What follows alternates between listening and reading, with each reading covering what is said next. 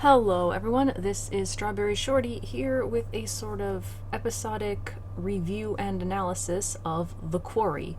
I normally just do like a review after beating the game and then throw on a spoiler section at the end, and I will still most likely be making one of those. But certain circumstances have kind of forced me to restart the game. And I had played up until like early in chapter 4. There's nothing to really talk about in detail there, but I'll explain more about that when I get to chapter 4's video. But it's like, if I'm going to be forced to replay the game, I might as well, do something like this. Because as I play through, I'm finding there are a lot of things that I want to say. And I'll tell you, I had my biggest scare before even starting this game. Because I try to launch it right after midnight, and then it's like, oh, we can't download the update file because there's not enough space. And it's like, why would you wait till now to tell me that? Why would you let me launch the game instead of letting me go fix that? And then, even though this is like apparently like an 8 gigabyte update, you have to free up the amount, like double the amount of space to install the game itself. So I had to delete like 60 something worth of gigabytes of software, which was horrible. And then while I was downloading the update, my console froze, none of my controllers would work, and I was so terrified something was broken. And then when I finally got it working, while I was playing through the Prologue, we had a power outage, so fun times. But anyway, so the first thing I noticed upon starting this game is that like they throw up one of those TOS type of things, and the text for that was really small. And I was gonna like make a note of it to complain about, but it's like I can probably like adjust that in the in the settings, right? Because games are all about their accessibility features, especially these types. But I was surprised to find in the settings this super tiny text could not be made bigger. The only text you can change the size of is the subtitles. And while I didn't really run into too much of this super small text, like the rest of the text in the game seems normal, this was kind of infuriating. I also would say, regarding the subtitles, that the smallest size is too small and the next size is too big. And what's more, these subtitles are put over the video. Like, there doesn't seem to be a way to make this game not play in widescreen. And it's like you have a black bar right there at the bottom where you could be putting the subtitles. Instead, you're like, plastering them on my screen. So that was kind of aggravating too. What's this? Now, that aside, there are still a lot of accessibility features. Like regarding QTEs, there's a bunch that you can basically set to autocomplete. You can like alter the timers. There's not like an overall just QTE difficulty. You set it by QTE, which part of me thinks is a good thing, because for people that might not be able to do certain QTEs for one reason or another, that's a solution. But I don't know, I did think that it kind of had the potential to make the game too easy, but we'll get to the QTEs. So let's talk the actual game. So we get started, intro's playing, the song is kind of catchy, but not until Dawn's theme, Oh Death, which has been in every game so far. So I'm kind of clinging to the hope that will show up at some point, like maybe during the ending credits. It kind of feels like it would be wrong for it not to. But so one thing I picked up on immediately during this opening, and the prologue in general, was just how many times they show a freaking full moon. And so my first thought is werewolves. And then we find, like later on, we find a freak show thing, and we find a dog boy advertisement, and we find a collar, and there's some sort of maybe monster roaming around in the basement of the camp. So that's my immediate guess. We meet our first two characters, Laura and Max, and probably should have mentioned this earlier, but I went into this completely blind, so I don't know any of the characters. I know very little. Like, I know that it's apparently set in a camp. That's about it. So we meet our two characters who are hopelessly lost. I checked out the flyer because I can't read a map to save my life. So Max gets annoyed with me, which is like, it's not my fault. You're the one who got us lost. You're driving. But we end up swerving off the road, as you do in these types of stories. And we have to repair the car. I get a chance to snoop, but don't. I should probably go back, because I'm rushing ahead a little bit here. I should go back and talk about the QTEs, but part of me's thinking if I should save them for the end of the video, because that's going to be a discussion. I'll just continue. I'll save the QTEs for last, because that like I said, that is going to be a discussion. So we explore a little bit. We find the aforementioned clues relating to some sort of freak show in the area, and we get spooked. So we run back to the car, and like right off, this is one of those dumb teenager moments where it's like this female character decides, oh, I'm gonna go off and explore the dark forest alone. And like, if the boyfriend was still fixing the car, I could have maybe understood that, but it kind of seemed to imply he was like done. I don't know. But yeah, so she goes wandering off alone when all this happens, rushes back to him, and they try to leave, but the car is stuck, and a cop shows up. And he's grilling them for information, and this is probably one of the creepiest cops ever. And I feel like he's probably going to turn out to be not a bad guy, but this was a terrible cop. like I don't know what cops have to do day to day, but you know, being this aggressive with a couple of teenagers who really seem to have just veered off the road is very unnecessary. And like, if I were in this situation with this guy yelling and demanding I step out of the car in the middle of the night, like, I would be just terrified out of my mind that he was going to do something, because he did not come across as trustworthy. And I feel like when you're a cop, that's kind of important. I was honest with him about what happened, which made him anxious. So yeah, just turning everyone against me here. And he insists that instead of going up to the camp, we go to this motel instead. And I'm just like, sure, whatever, let's do that. But then the characters don't go to the motel. My character is like, because we're controlling Laura, and she's just like, yeah, we're gonna go to the camp instead. And it's like, that's not what I chose. I chose the compliant option, but the game still forces you to go to this summer camp, even if, you know, you maybe think it's a bad choice. And it's like, that's not what I picked. And so we head there, and immediately seems like no one's there. We get to explore. Max goes back to the car, and we can't leave. You have to progress the story forward. Again, even if you think we need to get out of here, no one's here, whatever. You have to explore until you break open the basement door. I chose the hammer. Not that I want to make noise, but like, I didn't think we'd be able to open it with a wrench. And if, like, I'm thinking in terms of I might have to bludgeon something later. So yeah, we get underground. Max gets attacked. I'm fairly confident he's dead at this point, but I still try to help him. But he gets dragged back underground anyway. And then the cop shows up, drugs Laura, and fires random shots into the darkness. And I still don't necessarily think that the cop is the villain here, but drugging Laura is, again, super creepy. And then they show the full moon again. So, yeah. Kind of a weird intro. Like, I'm not quite sure what to make of it. But there were a lot of, like, interesting things. First, that they're once again carrying over, you know, finding various bits of evidence and clues and whatnot, which it's kind of implied a bit later that the evidence might save you down the line. So who knows? But like, I also found a tarot card, and my first thought when I read this card, because it has a little description that comes along with it, is that this might be the new premonition system.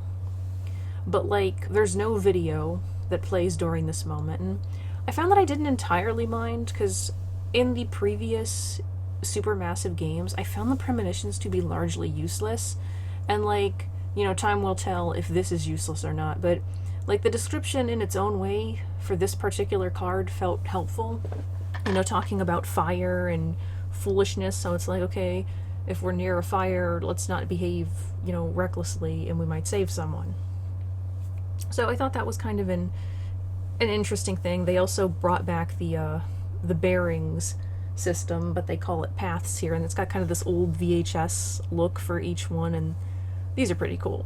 I have no idea where my paths will lead yet. I think I only have like one path unlocked at the start that you can get like early on, for being honest with the cop. But yeah. So let's talk about QTEs. So during the start of the game, right before you get your first QTE, you get a tutorial video. And this is done in the style of like an old camp video, and it's a little immersion breaking. There's a QTE during the video, and I messed that one up. But it's like, oh well, you know, the video just played, and you have to press circle for this QTE, and I messed it up. So you have to do the same QTE the minute the video ends. I messed that up, and I chose to restart the game at this point because it's like I need to make sure I know how to do the QTEs. And I don't really think too much of it, but this is probably one of the only times where I really started to notice just how, like, because much like every other Supermassive game, you can't skip or fast forward the footage. So this can be a bit tedious, because the intro is fairly long. So I keep replaying it, and I managed to pass the QTE because the tutorial video doesn't play again. I don't know if it's because I chose new game after having to do it once, or what. Like, later tutorials wouldn't play either. I'd just be told, oh, tutorial has been updated, and then I could go to the menu and view it. So at least they're not breaking immersion all the time, maybe. Like, if you're someone who experienced the tutorials actually playing out during the game, let me know. But that didn't happen with me. So you can view the tutorials from any time, at any time in the menu. So after passing this first QTE, I returned to the tutorial for it, wanting to try and pass it and make sure I understand what I have to do and when, because it shows like a circle and then another circle kind of zoning in on it, and it's like I want to get the timing down, and then the circle has an arrow that pops out of it pointing upwards. So when you launch the tutorial videos, you can't skip them, you can't end them, you have to watch the video in its entirety. And I replayed this video like 6 freaking times trying to pass this QTE, and I couldn't. And eventually I got frustrated and continued the game, and soon after, early on, you'll get another QTE, and I managed to figure it out. And like I literally risked being spoiled going on YouTube to watch a QTE video someone had made, and, you know, shout out to that person. So, fun fact number 1, for you PS4 and PS5 users, that is not a circle. That's the joystick. And you have to point the joystick in the direction. And even though I found that out watching this video and reading Reddit comments, I still could not complete the tutorial QTE, and I kept trying and trying and trying. And I have come to the conclusion that you can't beat the tutorial QTE, which is terrible. Like, why would you call it a tutorial then? And I'll talk about the other tutorials as we get to them, but kind of like an overwhelming thing I noticed is that the tutorials are not tutorials. Like, see, the point of a tutorial is to tell you how to do something. The QTE tutorial is basically like, hey, sometimes you might get stuck and you'll need to do something to get out of it.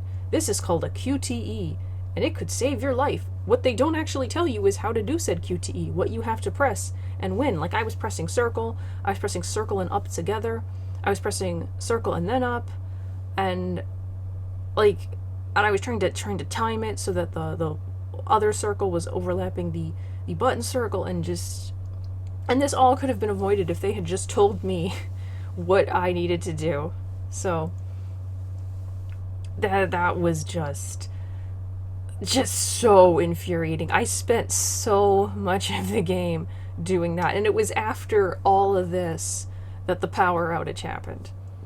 So yeah, not a strong start for the game, but you know, I tried to push it out of my mind and press on. Sorry if there is a weird cut there. I tried to pause it so I could look up the title for chapter 1 and accidentally ended the recording, so I'm gonna have to splice those together. But so, next up we're going to be talking about chapter 1, Hackett's Quarry Forever. And this chapter kind of starts off with us meeting our Dr. Hill curator type character who no name is given for her, but she is an older woman who kind of seems to tie into the whole freak show thing because the poster advertised some like fortune teller, and that kind of seemed like who she might be to me. I'm not sure though. But so basically her role seems to be that you can show her the tarot cards you get. So you show her the tarot cards and she will basically offer to show you a vision. So you can say yes or no, and if you say yes, then you get a video premonition that will basically show what the card applies to. And I guess it's nice that this is an option, but so far, like, it's kind of, it kind of starts to make the character, whoever she is, kind of feel not super important. Like, she doesn't really have the impact so far that Dr. Hill or the curator have. It just feels like she's a video player. And for this first card, we see a car on fire, and it seems to be two men in front of it. So then we cut to a bunch of camp counselors seeing off a bus full of campers. And we meet we're controlling one of the counselors, a guy named Jacob, who is heartbroken that the girl he was seeing throughout the summer, Emma, does not want to continue their relationship long distance, and he's helping a girl named Caitlyn load up the bags, and we're sent off to go get the rest of them. And of course that means I completely forget to do the bags and just start exploring everything, and I'm glad this doesn't seem to be timed, at least, because I hate that. It's like the one thing about this game is I'm always so stressed out about accidentally progressing the story. And Jacob seems to be like a kind of a jokey, lighthearted character, while Caitlyn seems to be like kind of sassy. And while Jacob has had a thing with Emma, she apparently has a crush on a guy named Ryan, who's another one of the counselors. So I explore. I find a potato chip bag with a giant, probably murderous spider inside, and you get the option to squash it. Because they have this other feature, I should have mentioned this during the prologue. They call it interruption, which basically just means stuff like the spider crawls out and you get a timer where it's like, squash it? And if you just let the timer run out, you won't do it. So I don't know that this necessarily needed a whole separate, like... There's an actual tutorial for this you can do, but I should have mentioned that for the first chapter. I also forgot to mention for the first chapter, because it didn't really play a big part, but silence is no longer an option. When you get a dialogue option, there is no timer. You have to pick one option or the other. And we'll talk more about that when it becomes relevant, but I'm sure a lot of people will not be happy that they took that option away, forcing players to speak up in situations where they might not want to. So I didn't squish the spider. And I wonder if this will come back to bite me, literally. Because, like, this thing is probably poisonous, so it's probably better to kill it. But I don't know that I would have the stomach to squash a spider that big. And then it's just going to be lying there, and like, my general rule is, you know, if you're not in my house, whatever. Because I hate seeing bugs around the house. So it's like, okay, this is the outdoors, this is essentially your domain, so I'll leave you alone. I explore further and I find Emma's bracelet, which opens up a new path in the Sort of Bearings menu. And I have no idea where that's gonna lead, but, like, I hope it doesn't get her killed. Like, I'm really wondering, like, how that bracelet is gonna play into everything. Like, maybe she'll save our lives because we have her bracelet on. We also had to notice about deer hunting no longer being allowed because the deer population has been dropping. And it's like, oh, what's happening to all the deer? And I'm telling you, man, it's werewolves. Werewolves are eating the deer. So we go upstairs, try to get some of the other characters from us. You can, if you explore around, you can meet a bunch of the other characters. Dylan, who's kind of a jerk. Nick, who doesn't make the best first impression because he helps Dylan lock you out of the lodge. And Ryan, who does not really speak to you. And that's the guy that Caitlyn has a crush on. You can't meet any of the other female characters. But yeah, so you can find another tarot card in the, I have no, was it the kitchen? And that one is I believe that was the Temperance card. And I don't know that I found anything else of relevance at that part. These items, areas you can investigate, like, I swear they could be a little bit more visible. Because they do like a line of light, and then when you get closer, it'll show the X. And just, yeah, that was kind of an aggravating way to do things. And another kind of annoyance I noticed is, like, sometimes you'll find something that would have, like, text, like a newspaper article or a journal, and your character will examine it and just be like, oh, I found a newspaper article. Well, let me put that back down.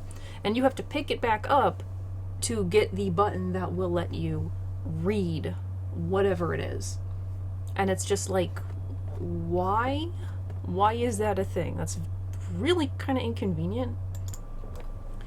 And I ended up having to restart the game at this point again because I stupidly, accidentally picked up the bags without meaning to. And this has happened a few times. Like when I was replaying the Prologue, I accidentally chose a wrong dialogue option. Not a wrong dialogue option, but a different thing than what I picked the first time, because I'm trying not to really, change things too much. So that was aggravating. And then, accidentally picking up the baggage and not being able to continue exploring because that immediately, progressed the scene. And it's weird, because I could swear the previous time I did that, like when I picked up the bags, I actually had to carry the bags outside. Like, I didn't just get a cutscene. So I don't really know what's up with that. But yeah, it's like I never really cared before, about stuff like not being able to skip the cutscenes, because these are games that are predominantly cutscenes, so that wouldn't really work. But I don't think it would be horrible to have some sort of a fast forward feature we could flick on, and then it would just fast forward until right before you get a dialogue option, or right before QTEs start. I think that would probably help a lot of players, and not being able to restart just a chapter is maddening when you end up in a situation like this. And again, I can see why they did it, but it's just not enjoyable for when you accidentally progress the story, or you run into a glitch even. That's another thing, if you run into a glitch, because some people have been talking about performance issues. So I'm inserting this into the existing recording probably right before the ending, because I realized that there were two things I kind of forgot to talk about.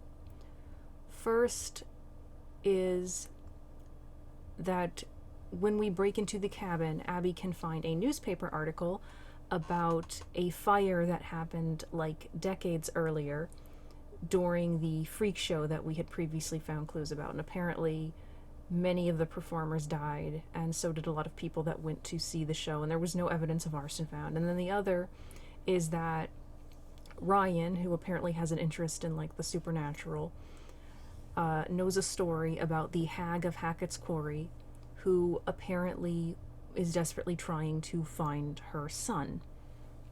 And I guess I also forgot to mention the old woman. We frequently will see flashes of this old woman saying the name Silas, and the dog boy sign we find also seems to have the name Silas on it. So I don't know how all these pieces fitted together, but I wanted to throw them out there. I'm still clinging to the werewolf idea. So maybe Silas was a werewolf and thus became a freak show thing, and then he died and his mom is like haunting the place, but we'll see where that goes. So, back to the normal recording. But anyway, so we're controlling Jacob, we get the luggage, and then we shift over to the girl that Jacob likes, Emma, and Abigail. We're controlling Abigail, and I like Abigail. She's got, like, really good artistic ability. I totally thought that she was going to end up having a thing for Emma, but apparently she likes Nick. And I'm just like, I don't know why you like Nick. Nick and Dylan, like, they both seemed kind of like jerks, but who knows. So, I got so frustrated because when I was replaying, I missed the high five QTE because, like, has anyone else noticed this? That sometimes the controller will not vibrate before a QTE or a decision. And I just don't know if it is my probably third-party controller or the game itself. So, let me know if you experienced this. But one thing I had to call out, like, Abby's eyes are really big, and Emma's mouth is really big. Like, I just kept noticing that. But, so, our bags are in the cabin, and they got locked in, and we can either leave them or break in. And I chose to break in because I'm not leaving my stuff here. But the whole time I'm like, is this going to screw us over later? Like, is someone going to try and lock themselves in the cabin for protection and not be able to do it? But I was able to find some new clues, including a stuffed toy that talks, which I decided to take with us. First, because we should return it, but we're probably going to use it to distract the monster, so... At least that's what I'm hoping, unless it just goes off and gets us killed. But, yeah. So I explore. I managed to find the vial. I chase a crow off from the, I don't know, the broadcasting booth. I don't know if that's actually relevant at all, but I did it. And I found the camp song recording. I'm not sure how that's going to be relevant, or if it will be relevant. And I leave with Emma. She tries to tell the Abby to act more confident. I don't really agree with this advice. Like, I don't think there's any point to pretending you're more confident than you are. Like, if you're putting on an act to win someone over, you're just going to end up doing that act 24/7, I feel like. I don't know. I also took the scenic route. There was no path change for that, so I have no idea if it actually means anything. We have a fair amount of path stuff now. Like, we got the one for, I think one was how we talked to the cop. I think one was whether we helped Max. There was finding the bracelet and then breaking into the cabin, so I'm kind of curious to see where those will go. And after that, we return to the rest of the group, where we are controlling Dylan, the kind of jerky one. And I gotta say, Emma's kind of a jerk in this scene, like, not wanting to let Jacob help with their bags, and then Abby goes along with it, and I'm not sure why, because she suddenly seems like she's, like, just Emma's lackey, which didn't really seem like their relationship. And I gave Nick a nudge, which I was not clear at all what this was supposed to be. I completely forgot I was playing as him. So, and I was like, who am I nudging? What am I nudging them for? And I figured out that I was nudging him to help Abby, even though she just said that thing about the bags. But that was a whole weird moment, you know? And then we switch to controlling Ryan, who goes off with Mr. H, our camp leader guy. I hate his last name. I have such a block against that name for reasons. But, so I'm not entirely sure what the relationship between these two characters is supposed to be, because, like, I felt like Mr. H was asking about, like, being fired. So it's like, does Ryan's family own the camp or something? Like, it seemed kind of weird and around, like, this first name basis, and so he takes a phone call, and I go outside, and it's like, do you want to eavesdrop or listen to the podcast? And I'm like, well, I'm going to eavesdrop. Not that I'd normally do so, but, like, I'm just going to casually lean against this door and eavesdrop. Because, you know, something's going on here. And it's pretty clear that Mr. H wants us to get out of there, and it's like something's gonna happen, something's going on here, and we need to be gone before then. But I need to talk about this scene because, so, he hangs up the phone, right? You can hear the conversation end. You can hear his footsteps coming towards the door, and stupid Ryan just stands there, clearly eavesdropping, and it's like, why didn't you move away from the door? Like, and then it's like, oh, Mr. H is disappointed in you, and it's like, it's not my fault. Like, I may have chosen to eavesdrop, but I didn't choose for Ryan to be kind of an idiot about it. I don't know what's up with Ryan. Ryan seems a little strange to me. Like, the way he talks a bit. I swear sometimes his mouth does not move at all when he speaks. And I can't tell if that's a glitch or he's just mumbling. But, yeah. Oh, I probably should have mentioned this earlier. But for the messing with the car, because you don't get an option to not mess with the car. As Jacob, I chose to take the rotor arm, because we'd gotten that premonition, which was, you know, the fire. And even though there weren't, like, any other male characters around for that scene, it was just like, let's not mess with the fuel thing. Like, nothing that could provoke flames. And, you know, like, it just doesn't seem like a good idea to break the fuel line in general. Like, just don't mess with fuel lines. And I figure by taking the rotor arm, maybe we can put it back. I don't know. I don't really know about cars. But once we took it, and that became another path thing, it's just like, this is going to be the distributor cap all over again from Man of Medan. So, that's not good. Anyway, back to Ryan. So, while we're in Mr. H's office, we learn that he has apparently 2 kids who I guess are fellow counselors, Kaylee and Caleb, who we have not met. They're just kind of referenced, but we'll see if they appear, because it's kind of weird to mention them and have them not show up. And then, of course, you know, the car will not start, which, you know, sucks, because we had no choice in that. And Mr. H is freaking the heck out. And again, it's so clear something's going on here. But he makes Ryan promise. I don't know why Ryan is so important, but he's like, everyone in the lodge, lock it up, no noise. And I'm just like, yeah, I promise. So everyone else is immediately like, okay, let's party. And I'm just like, no, Mr. H said we should go to the lodge. And they will not listen. And I stick to my guns, you know, like, I'm not on board with this, I don't want to do this. Because, you know, I mean, both as a person and as a player, it is so obvious something's going down. Like as a person, I feel like we should listen to him.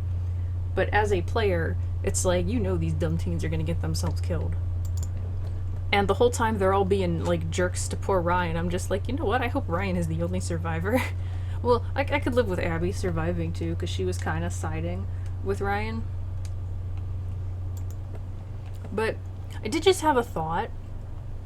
Because, like, the, Mr. H clearly is desperate to get the kids away from the camp. But he has a car. Like, I understand that maybe all the kids couldn't fit in the car. But, like, I feel like you could make an effort, right? I mean, like, yeah, I'm replaying that part now, and it's like, his car is like a station wagon looking thing. I think we could stuff all the kids in the back, like, maybe they'd complain, but some of them are so desperate to leave, I think we could make it work. But instead he's just like, no, I'll be back in the morning, which, again, I suspect if there really is a monster type thing going on, that he's aware of it, and that's why he wants to get them out, so this seems really weird.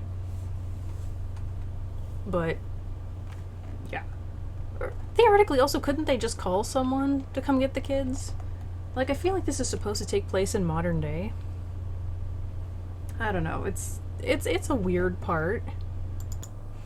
So, ultimately, Ryan is goes off. He's determined to do what Mr. H said, and everyone else is gonna have a party. And then we cut to some strange dude with a sniper rifle looking at the group. And puts like red stuff on his face, which I'm gonna guess is probably blood. And there's another dude there, and it looks like they're trying to go for the stereotypical like redneck thing. And they put down a sign that says hunting season. And it feels like they're trying to imply that these men are going to be hunting our group. But like, I'm not really buying that. Because first of all, they had us in their sights right off. If they wanted to shoot us, they could shoot us. And I don't know, it just... I'm not buying it. So right after this, we get another scene with the strange woman, the fortune teller lady, and she offers to show us more about the temperance card, which of course I looked at. And temperance, it mentions like deferred gratification and not indulging in like excess. And I watched the video, so it shows Emma going through what looks like a safe and taking shotgun shells. So I'm thinking like we'll have an option to take all of them or some of them or whatever, and maybe we shouldn't take all of them so that like someone that comes there later will have some. I don't know. But that is where chapter 1 ends. So I find myself not really sure what to feel about the game at this point. Like, I'm kind of interested in the characters. They have likable points. They have some unlikable points, which, you know, is important for characters in situations like these. I really want to know what happened to our prologue characters, especially Laura. And like, I kind of hope I'm wrong about the werewolf thing, because if I figured out that it's werewolves in like 2 seconds, unless that was like advertised and everybody knew about it, and we'll see what's going on with these hunter guys and our camp leader man and whatnot, and see if we can keep these kids alive. But these two chapters mostly served as an introduction. So there's not too much to talk about beyond just complaining about gameplay things, the horrible QTE choice, the tutorials that aren't tutorials. I do like the aesthetic, especially of the paths, with them looking like VHS tapes. I think that looks really cool. I hate not being able to go back and redo things. Like, again, I get why they do it, but like, you can never be sure when a player's going to, you know, like have a power outage like I did, or just have some other issue take place, like you accidentally click something you didn't mean to click. I don't mean just like messing up a QTE, but just reading a dialogue option wrong or tilting the joystick. Like, I had a bunch of times where I accidentally tilted the joystick in the wrong direction, because that meter to confirm your choice, that fills up really fast. But so that's going to be it for this special recap, review, analysis episode. If you've beaten the prologue and chapter 1, which I hope you have if you're here, tell me what you thought. Tell me what you think of this video, of my comments, of your own theories. What characters do you like and hate so far? I think right now I don't like the cop, obviously, but he's not really much of a character yet. And I'm not super into Ryan or Dylan. Favorite character would probably be Abby. I guess I don't really like Emma too much either. But I'm still fairly indifferent to most of the characters, like, you know, willing to give them a chance to kind of develop or whatever. But yeah, so let me know your thoughts. Thank you so much for watching. Please leave a comment, and I'll see you next time. Bye!